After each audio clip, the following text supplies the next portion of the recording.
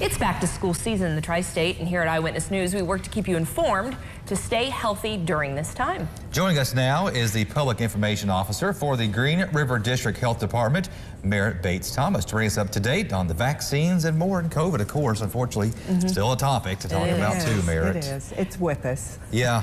It is. But, you know, this is a big time because people have been out all summer. They're back in school, around kids they haven't seen in a while. How can families, you know, get ready and kind of prevent that illness? So it really starts in a month or so leading up to the start of school.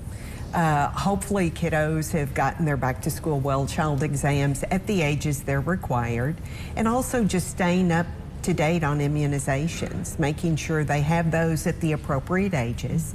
And that's an important conversation to have with a provider. You know, making sure there aren't things that are getting overlooked, there's special needs maybe that are being met, just above and beyond. That's why those well child exams are so important. Now, can they get all the vaccines from their doctor? And the reason I ask that is I've heard over times people say, I need to get my shingles vaccine, and the doctor says, oh yeah, go to the pharmacy and grab that. So how do these vaccines work? Well, as more vaccines have rolled out, I think just the providership around those has shifted and changed a bit. Sometimes the provider isn't the primary source of that vaccine. It could be easier for the pharmacy to procure those vaccines and dispense those, and then keep up with those in the record as well. Gotcha. So pharmacies can be a source. Health departments, depending on a patient's financial need, can also be a source.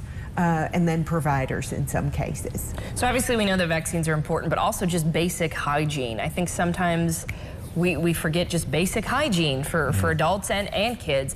What are some basic hygiene tips? We think we should know them, but you'd be surprised how many people don't. Well, and we can't change what we don't know. Right. So I think for a lot of us, it's just culturally what we've learned through the years. You know, just good general hygiene, the bath, the washing the face, the brushing the teeth, all of those things are so important, and we take them for granted. Because we know them, we think everybody knows them. So those basic things are important, but then that's a perfect lead in too for COVID.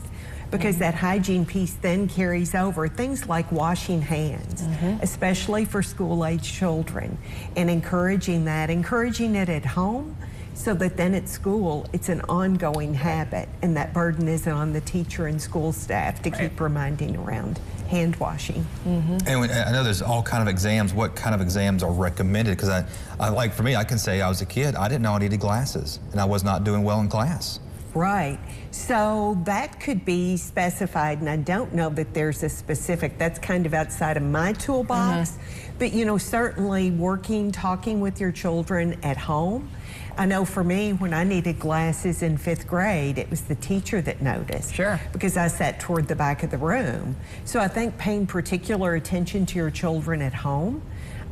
What can they see? You know, maybe asking questions and having a conversation so that the child doesn't realize maybe what you're looking for or asking about, but you're better able maybe to determine as a parent, and then having that conversation with the teacher to see if they've noticed any difficulties as well. All right.